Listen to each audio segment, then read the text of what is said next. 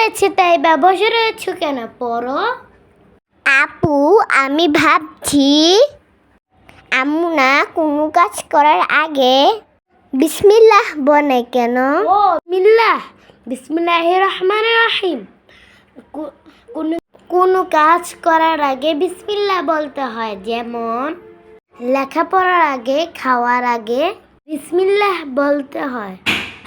সবচেয়ে ভালো হয় তুমি যদি বিসমিল্লাহির রহমানির রহিম বলো।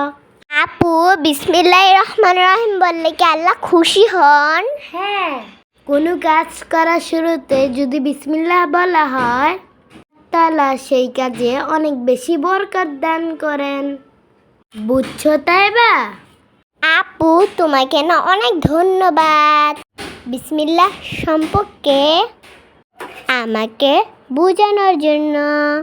তোমাকেও ধন্যবাদ, তুমি খুব সহজে বুঝতে পারো। এখন তুমি বিসমিল্লাহ বলে আরবি হরফগুলো বলো দেখি।